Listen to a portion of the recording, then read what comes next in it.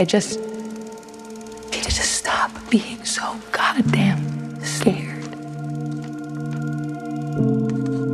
Stranger Things Season 5 is finally out. We've all missed this thing, right? This season, this volume took another direction. A different direction that told a story that it hadn't dared to tell before. The story speaks about what lies within all of us as people. And from that story, from Stranger Things 5 Volume 1, came something pretty dang spectacular.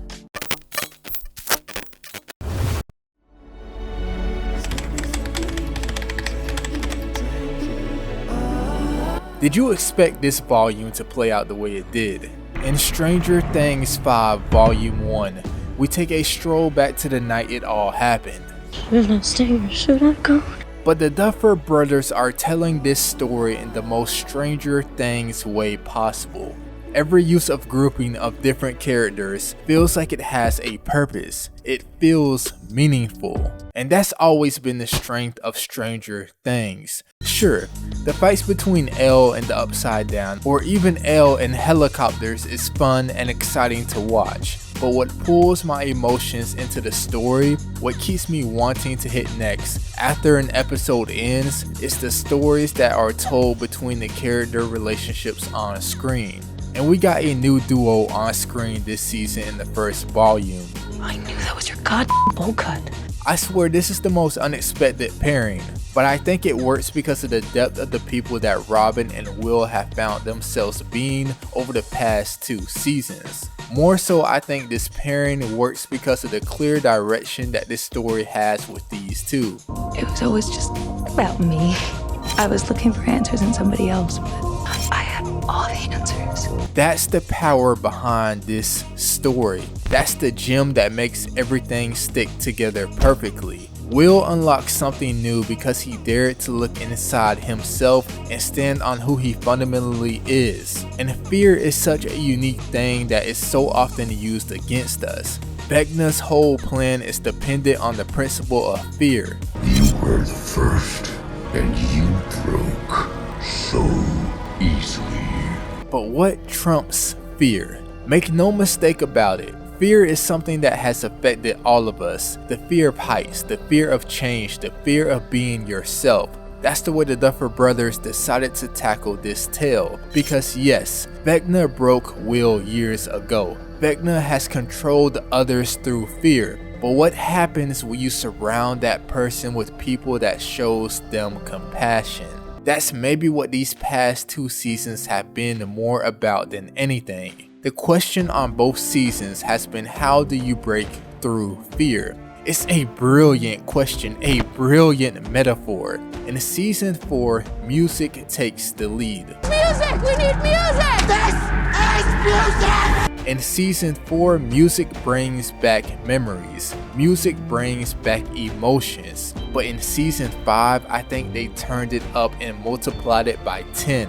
With Will, there always has been so much of this story that has been unexplored, so much that has gone untold. Through these 4 episodes, the Duffer Brothers uncover every emotion that has gone unseen through this character. The range is even there for the subplot that Joyce brings into the story. She's not your mom. She hasn't seen what I've seen. But in the closing moments of the volume is where the narrative of loving emotions overcoming fear that has built the foundation of the past 2 seasons shines the most.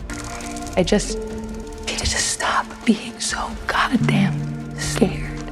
I don't know if there's ever been such a unique delivery in the way this was executed. Will uses every ounce of himself to tap into what always has been there. And he just needed a push. He just needed someone to tell him that they believed in him, for him to finally accept himself. He accepts every part of his story that has made him who he is, and that is what pushes him past his fears. This season of Stranger Things illustrates that someone being backed into a corner, that someone who has all of the fear staring them in the face can flip it on its head and choose to be great despite the adversity that surrounds them.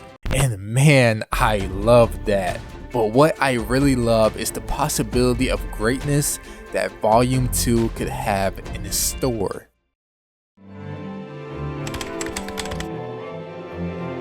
I'm so excited for Volume 2 because I think this is where the season really picks up. And if I'm being honest, during the first 4 episodes, I was a little underwhelmed. I don't think I'm the only one who feels that way either. The expectations and adrenaline rush seeking state that being at the edge of the end of Stranger Things has all of our standards high. But I do think through the next 4 episodes, the writing, the story that is yet to be told, will deliver. The writing has the ability to be at an all-time high. Because for the first time in this series, no one is safe. There's no next season to keep characters around for. No stories to wait to finish off. No, the road all leads to this. You die, I die. You die, I die. And I love that. Not for the sake of seeing characters go, but for what the story of Stranger Things has always invited, has always excelled at. The human moments between the characters. And that's what I'm most excited for. The Duffer Brothers can finally let loose and construct a conclusion for every one of these relationships that we've gotten to know over the past 10 years. And then there's 8. If they can somehow get redemption for the episode in season 2 that has plagued their resume for so long, that itself will be poetic. I think back to every moment in season 4 that set up this final season. I didn't run away this time, right?